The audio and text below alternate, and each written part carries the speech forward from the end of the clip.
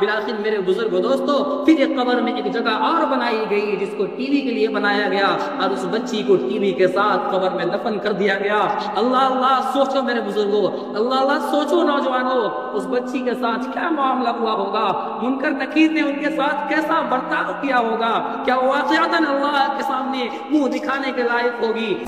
اللهم صل على سيدنا محمد يا رب صل وسلم دائما ابدا على حبيبي وسلم دائما ابدا على حبيبي ونصلي على رسوله الكريم أما بعد فقد قال الله تبارك وتعالى في القرآن المجيد والفرقان الحميد أعوذ بالله من الشيطان الرجيم بسم الله الرحمن الرحيم يا أيها الذين آمنوا كتب عليكم الصيام كما كتب على الذين من قبلكم لعلكم تتقون فقال النبي صلى الله عليه وسلم من صام رمضان ایمانا واحتسابا غفر له ما تقدم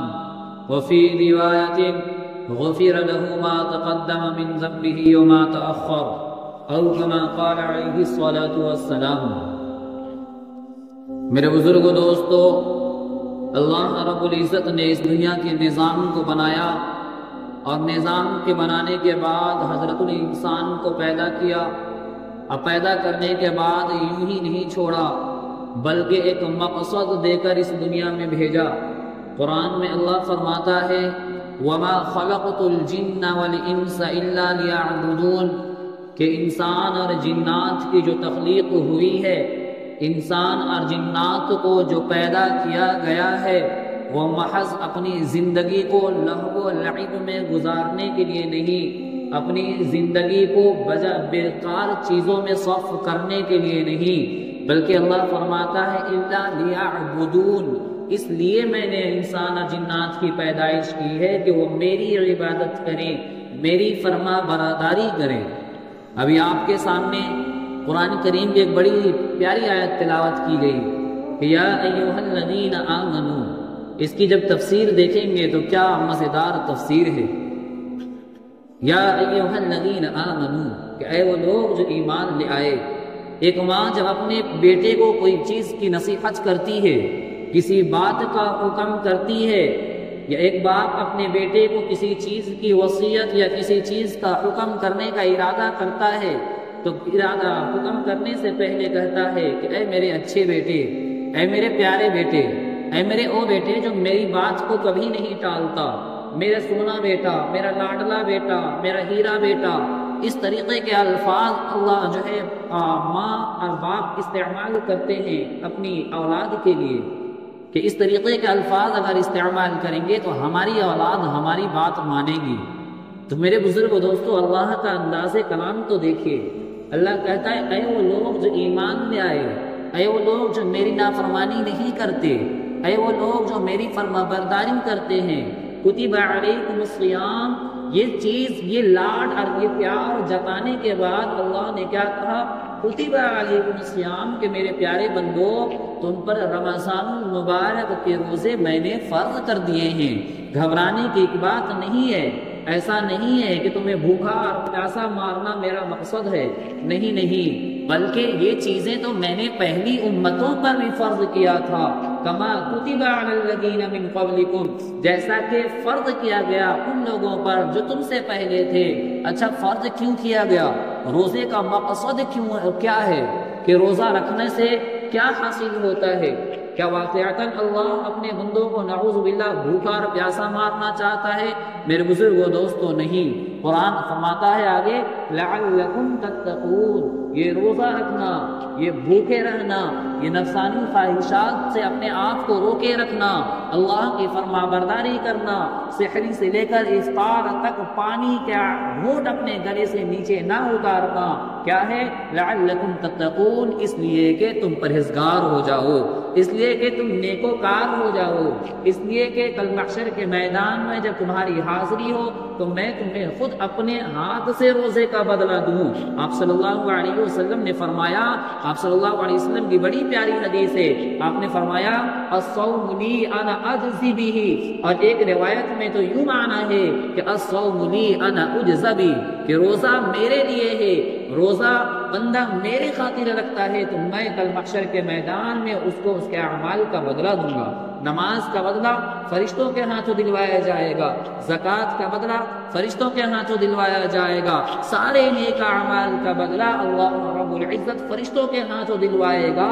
لیکن جب باری آئے گی رمضان المبارک کے روزے کی تو اللہ کہے گا فرشتوں کنارے ہو جاؤ، فرشتوں سائر ہو جاؤ، یہ بندہ میری وجہ سے بھوکا رہ رہا تھا۔ جب وضو کرتا تھا، وضو کرنا، اگر وضو کرتے وقت اگر یہ شخص اپنے گلے سے پانی کا قطرہ نیچے اتار لیتا، کوئی نہیں دیکھ رہا تھا، بند کمرہ تھا، تیز پیاس لگی تھی، بھوک لگی تھی، دیکھنے والا کوئی نہیں تھا، ایک سے ایک مشروبات اور ایک سے ایک پکوان اس کے گھر میں رکھے ہوئے تھے، اگر یہ چھپ کر کھا لیتا کوئی اسے نہیں دیکھ سکتا تھا، لیکن اس کا رکنا، مشروبات سے رکے رہنا، نفسانی خواہشات کو پورا کرنے سے بچے رہنا، اچھی اچھی چیزوں اور اچھی اچھی پکوان کو کھانے سے بچنا، یہ صرف میرے لیے تھا، یہ صرف میری خاطر اتنی مشقتیں اور اتنی تکلیفیں برداشت کی ہے۔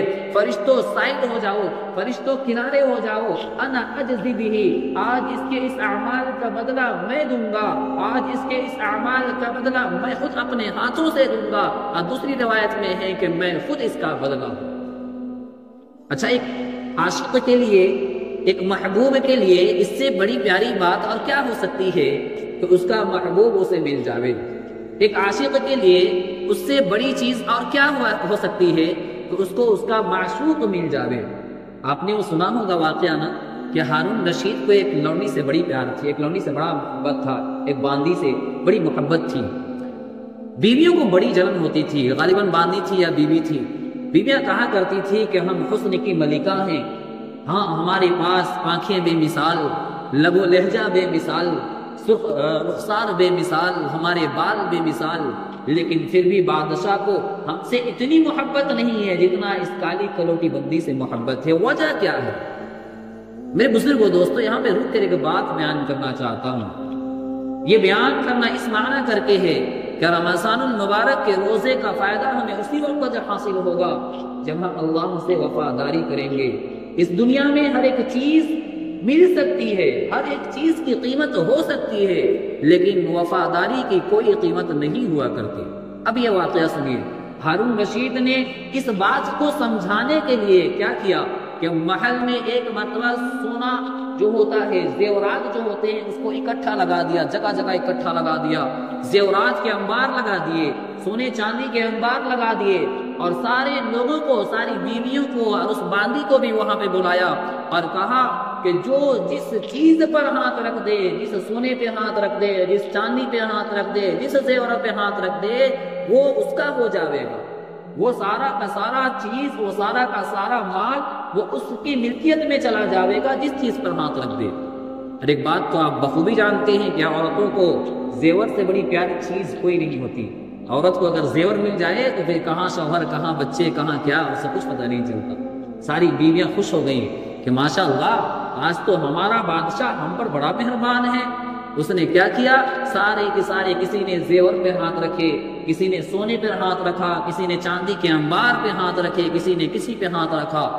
جب بادشاہ نے پلٹ کر دیکھا تو کیا دیکھا کہ وہ کالی باندی جو تھی، لونڈی جو تھی، وہ بادشاہ کے کندھے پر ہاتھ رکھ دی۔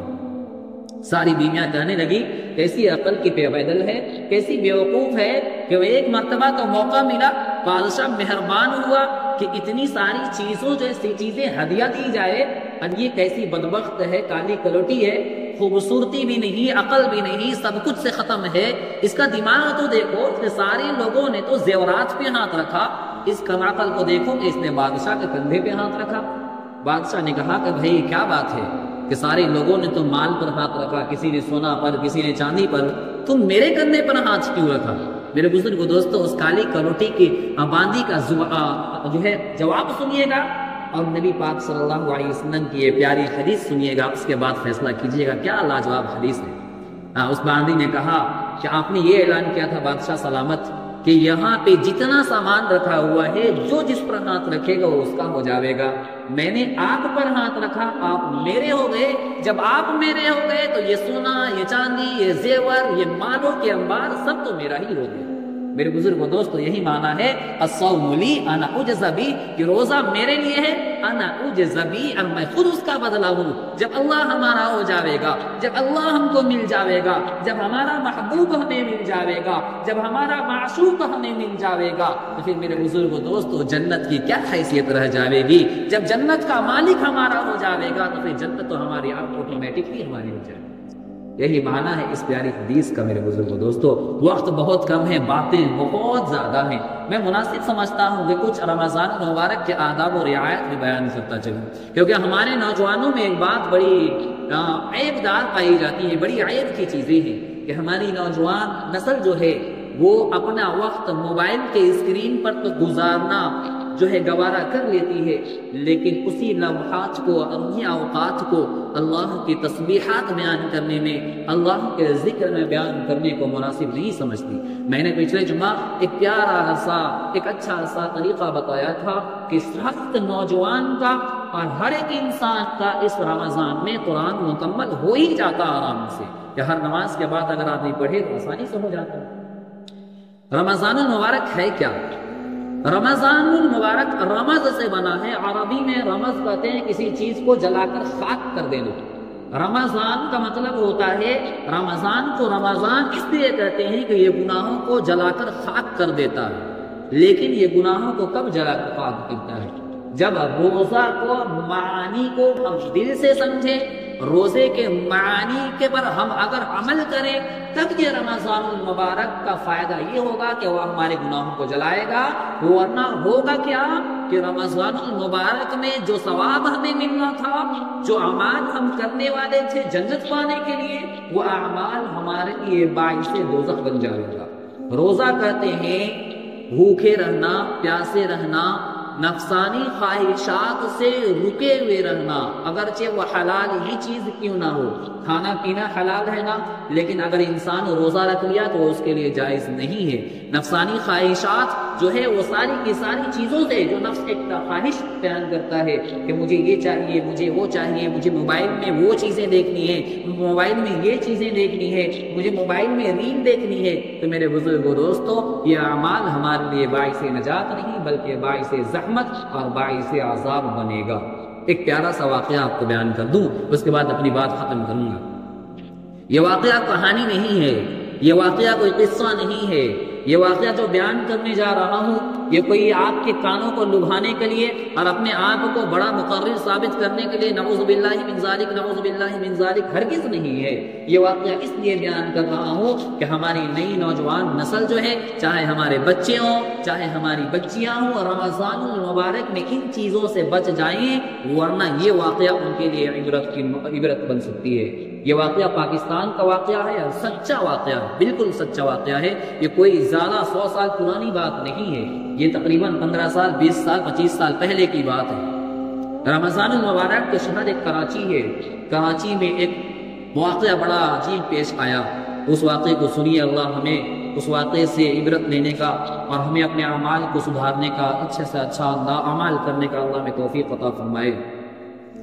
واقعہ یہ ہے کہ افطار کا وقت قریب تھا، عصر کی نماز ہو چکی تھی۔ ایک ماں نے اپنی بیٹی سے کہا کہ بیٹی ابھی تھوڑی دیر کے بعد تمہارے بھائی یا تمہارے باپ دکان سے آ جائیں گے، آؤ افطار میں میرا ہاتھ بٹاؤ، آؤ مل کر ہم کچھ افطار کے لیے سامان بنائیں، آؤ افطاری کا ہم جو سامان ہوتا ہے اس کو تیار کریں۔ بیٹی نے کہا اماں میں ضرور آپ کا ہاتھ بٹاتی، لیکن ابھی ٹی وی میں ایک پروگرام آنے والا ہے، ابھی ٹی وی میں ایک ایسا پروگرام آنے والا ہے، ایک ایسا ایپیسوڈ آنے والا ہے جو مجھے بڑا پسند ہے، جو مجھے بہت زیادہ عزیز ہے، میں اس کو مس نہیں کرنا چاہتی، میں اس کو چھوڑنا نہیں چاہتی۔ ماں جو تھی وہ کہنے لگی کہ بیٹی رمضان المبارک میں ایسا کام نہ کرو. رمضان المبارک میں ان چیزوں کا کرنا تو نہایت خطرناک ہوا کرتا ہے. بیٹی نے کہا اماں ایسی بات نہیں ہے، آپ میری بات نہیں سمجھ سکتی، آپ نہیں جانتی کہ اس چیز کا مزہ کیا ہے، آپ نہیں جانتی کہ ریل اسکرول کرنے کا اور فیس بک پر گندی ویڈیوز دیکھنے کا اور یوٹیوب پر نالائق لوگوں کو اور بدقسمت لوگوں کو اور بدترین اور ذلیل قسم لوگوں کو دیکھنے کا مزہ کیا ہے، آپ نہیں سمجھ سکتی. یہ کہہ کر وہ گئی اور اوپر منزلہ میں جہاں ٹی وی رکھی ہوئی تھی وہاں گئی اور دروازہ بند کر لی اندر سے، تاکہ ماں کی جو ہے کھچکچاہٹ اور ماں کی آواز نہ سن سکے. افطار کا وقت قریب ہو گیا، گھر کے لوگ آ گئے، باپ آ گیا، بھائی آ گئے، سارے کے سارے لوگ بیٹھ گئے. افطار کا وقت قریب تھا. باپ نے پوچھا کہ بھائی بیٹی کہاں ہے، نظر نہیں آ رہی. ماں نے کہا کہ اصل بات یہ ہے کہ اس نے کہا تھا کہ ٹی وی میں ایک پروگرام آنے والا ہے، اس پروگرام کو میں مس نہیں کرنا چاہتی، اسی وجہ سے میں جو ہے جا رہی ہوں ٹی وی دیکھنے کے لیے، اور اوپر جا کر چھت پہ دروازہ بند کر لی ہے. باپ نے آواز لگائی، کوئی آواز نہیں آئی. بیٹے نے آواز لگائی، بھائی نے آواز لگائی، کچھ آواز نہ آئی اندر سے. ماں نے بھی آواز لگائی، کچھ اندر سے جواب نہیں آیا. بہرحال افطار کا وقت قریب تھا، سارے لوگوں نے افطار کیا، اور افطار کر لینے کے بعد باپ اور بھائی دونوں نماز پڑھنے کے لیے چلے گئے، مغرب کی نماز پڑھنے کے لیے چلے گئے. مغرب کی نماز پڑھنے کے بعد آ کر پوچھا کہ بھائی کیا معاملہ ہے، بیٹی اتری اوپر سے؟ ماں نے کہا نہیں، میں نے تو آواز بھی لگائی، اور آواز لگانے کے بعد میں بھی نماز میں مصروف ہو گئی تھی، ابھی نماز پڑھ کر جسٹ اٹھی ہوں میں. سارے لوگ اوپر گئے، دروازہ کھٹکھٹایا، اندر سے کچھ آواز نہ آئی. ظاہر سی بات ہے اتنی آواز لگانے کے بعد اگر کچھ جواب نہ آئے تو اندر سے ایک بے چینی ہوتی ہے کہ پتہ نہیں کیا ہو گیا. سارے لوگ جو ہے دروازہ کو توڑ دیے. میرے بزرگ دوستو، دروازہ کو توڑنا تھا، دروازہ کا توڑنا تھا کہ وہ کیا دیکھتے ہیں کہ وہ نوجوان بچی سینے کے بل پڑی ہوئی ہے اور ٹی وی کے سامنے وہ جاں بحق ہو گئی ہے، اس کی جان جا چکی ہے، روح قبض ہو چکا ہے. میرے بزرگ دوستو، اتنا دیکھنا تھا، چلانا شور مچانا شروع ہو گیا کہ فلاں کی بیٹی رمضان المبارک میں افطار کے وقت میں ٹی وی دیکھتے ہوئے اس کا انتقال ہو گیا. میرے نوجوان بچوں، میرے نوجوان دوستوں، میں آپ سے پوچھتا ہوں، اگر گندی ویڈیو دیکھتے وقت، اگر ریل اسکرول کرتے وقت، اگر موبائل میں فحش ویڈیو دیکھتے وقت اگر اللہ کے پیارے ہو گئے تو نبی کو کیا منہ دکھاؤ گے؟ اللہ کو کیا جواب دو گے کہ جس نبی نے ہماری خاطر اتنی تکلیفیں برداشت کی کہ ہم اس کو منہ دکھانے کے لائق ہوں گے؟ میرے بزرگوں دوستو، غور سے اس واقعے کو سنیے. سارے لوگ جمع ہو گئے. سوچا گیا کہ بیوی کو، بیٹی کو جو ہے چارپائی پہ لٹایا جائے. سارے لوگ، میرے بزرگوں دوستو، سچا واقعہ بیان کر رہا ہوں، سچا واقعہ بیان کر رہا ہوں. سارے لوگ اس بیٹی کو اٹھانے لگے، اٹھا کر تھک گئے. سارے لوگ اٹھا رہے ہیں، طاقت سارے کے سارے لگا رہے ہیں، لیکن وہ لاش اٹھنے کا نام نہیں لے رہی ہے. سارے لوگ پریشان ہو گئے. مغرب سے عشاء کا وقت ہو گیا، وہ بچی سینے کے بل پڑی ہوئی ہے، اٹھنے کا نام نہیں لے رہی ہے. کسی کے ذہن میں بات آئی کہ ہو سکتا ہے کہ اگر ٹی وی کو اٹھایا جاوے تو یہ بھی اٹھ جاوے. میرے بزرگوں دوستو، جیسے ہی ٹی وی کو اٹھایا گیا وہ بچی اپنے آپ اٹھ گئی. یہ معاملہ دیکھ کر سارے لوگ رونے لگے. سارے لوگ حیران ہو گئے کہ واقعہ کیا ہے، یہ کیسا اللہ کا عذاب آ گیا کہ رمضان المبارک کے مہینے میں ٹی وی دیکھتے ہوئے اس کا انتقال ہوا. حالت یہ ہوئی کہ ٹی وی کے بغیر یہ چارپائی میں رہ نہیں سکتی، ٹی وی کے بغیر یہ اٹھ نہیں سکتی. میرے بزرگوں دوستو، ٹی وی کے ساتھ اس کو غسل دیا گیا. جب غسل دیا جانے لگا، کفن دیا جانے لگا، اس کے بعد ٹی وی کو اس کے گھر پر چھوڑ دیا گیا. اور جنازے کو جب لے جانے کی باری آئی، میرے بزرگوں دوستو، تاریخ لکھنے والوں نے، واقعہ لکھنے والوں نے یہ لکھا ہے کہ واقعہ لکھنے والوں نے یہ بات کہی ہے کہ سارے کے سارے لوگ جنازے کو اٹھا کر پریشان ہو گئے. کسی کی اٹھانے کی ہمت نہ ہو سکی، کسی نے جرأت نہ کر سکی. پھر میرے بزرگوں دوستو، وہی والا معاملہ کیا گیا کہ جنازہ پیچھے چل رہا ہے اور ٹی وی آگے آگے چل رہی ہے. میرے بزرگوں دوستو، کیا منظر ہوگا کہ رمضان المبارک کے مہینے میں وہ فرشتے جو رزق کے لے کر آتے ہیں، وہ فرشتے جو رحمت والے فرشتے ہیں، پورے راستہ اس پر عورت پر، اس بچی پر بددعائیں اور لعنت کی ہوگی. اللہ اللہ، کیا مقام ہوگا میرے بزرگوں دوستو. نوجوانوں سوچو تو صحیح کہ ہم اپنے اوقات کو کن چیزوں میں خرچ کر رہے ہیں. نوجوانوں سوچو تو صحیح، اللہ نے ہماری زندگی میں رمضان المبارک کا جو عطا کیا ہے، یہ وقت عطا کیا ہے، ہم اس کو اپنے اللہ کی نافرمانی میں گزار رہے ہیں۔ اگر اسی حالت میں ہماری موت ہو جائے گی، اللہ کو کیا منہ دکھائیں گے؟ میرے بزرگ و دوستو، بہرحال جب نماز جنازہ کی باری پڑھنے کی آئی تو امام صاحب نے کہا کہ بھائی ٹی وی ہے، ٹی وی کے سامنے میں کیسے نماز پڑھا لوں؟ ایک کام کرو کہ ٹی وی کو سائڈ کر لو،